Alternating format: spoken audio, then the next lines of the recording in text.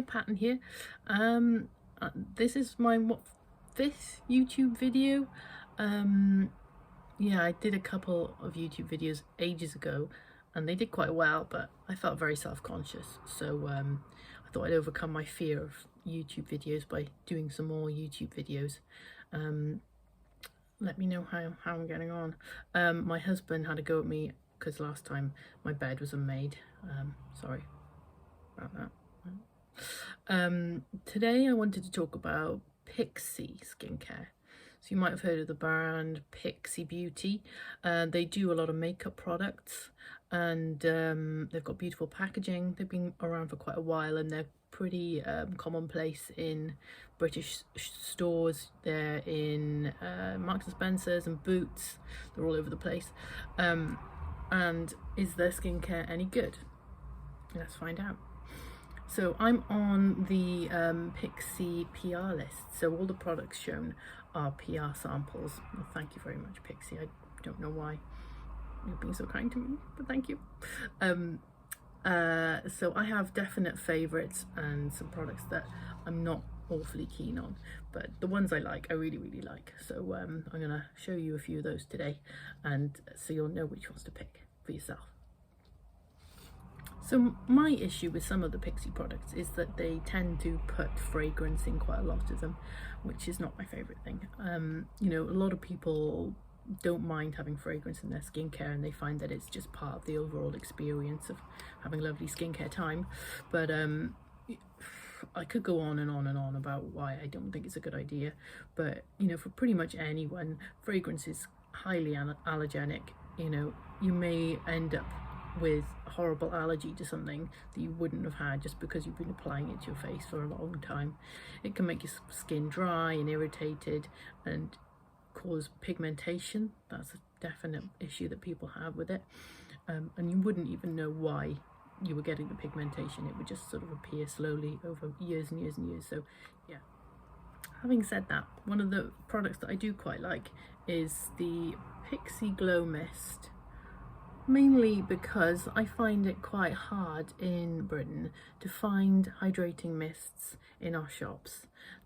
We just don't seem to do it for some reason, and I think a mist is a really handy skincare product to have around. So yeah, what I like about this, it does have fragrance in it, which I don't like, but it's got a lovely fine misting ability. So sometimes, you know, if you've used a few skincare mists, you'll notice that some of them just either squirt you really hard in the face, or the amount of squirting is too wide and you've squirted your shoulders and your room. You want a sort of quite a sort of direct mist and a fine mist as well, so that you're not soaked. You just want something that's going to create a thin layer of product onto your skin with very little effort. So and that does that. It also contains some nice ingredients. It's got propolis, which comes from bee poo or something. It's good though. Niacinamide, argan oil, panthenol, and some lovely extracts of flowers and things like that. But it does have lavender oil and orange peel, which isn't great. It was made in Korea, and that's the other thing I've noticed about Pixi skincare. Some of the products are made in America and some are made in Korea. I don't know why, but quite a few of the products I do like are made in Korea. I don't know if that's, yeah, I have no idea how it works, but it seems to be the ones from Korea suit me better. We have the Retinol Jasmine cleanser. I had another cleanser, the Milky Hydrating cleanser by Pixi, and it wasn't milky or hydrating for me. It was a foaming cleanser, and my skin felt really tight after using it, so I didn't like that. But this is quite something. It is like a cream cleanser, like a balm, so it's great for taking some louts on the road there. So great for taking off makeup, great for first cleanse or second cleanse as well. It rinses off really nicely, left my skin feeling hydrated and happy. I love that. definite buy if you are looking for a cleanser. It does say it has jasmine oil, but I couldn't smell any jasmine at all. It smelled quite bland to me. Really like it. Next we have the Retinol eye cream. This has got retinol in it.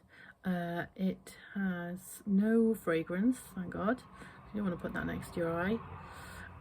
So this comes with a little ball end, and it looks kind of like you're meant to sort of apply it with, but I don't. It doesn't feel good to roll that over my eye skin. So what I like about this is that it's not too rich. So it, you know, it has got moisturizing abilities, but it's not overly oily and greasy, and it absorbs really nicely. Something that you can get with eye creams that are too rich is milia. So I don't know if you can see on my face here, I have a couple of little milia spots, little white hard spots that come up when you're using something too rich, and it clogs the hair follicles. And this one seems like a good one to avoid that because it's not too greasy. Next is Phenomenal Gel. So it's kind of spelt like pH, like it's a pH balancing gel. It's a moisturizer and it's nice for oily skin. It gives a nice sort of glowy appearance to it. And I quite often recommend it for people who are of oily skin types. It feels very bouncy, it gives a nice hydration. And I'm going to repurchase this one when it's all done.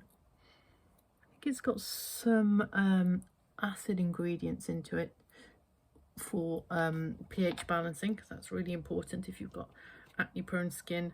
To balance the pH, the skin is meant to be slightly acid, so anything acidic is going to be good.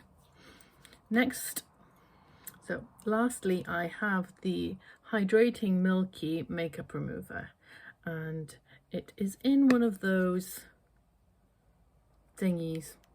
You have to press a pad onto it to get the product out, which might be annoying if you don't want to use those pads, because they're not good for the environment, are they?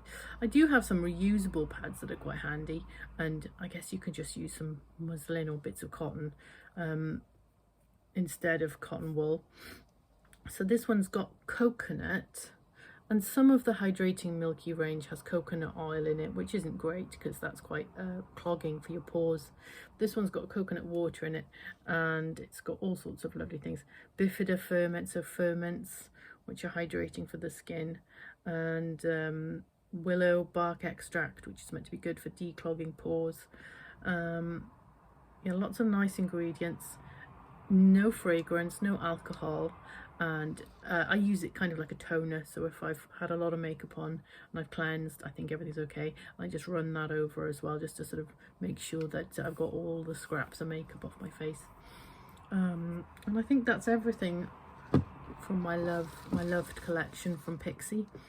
Yeah, I'm just not entirely keen on the fragrance that they put in some of their products, unfortunately, but the ones I like, I absolutely adore, and definitely would recommend to anyone, and I'll be buying them again. Thank you for listening. Bye.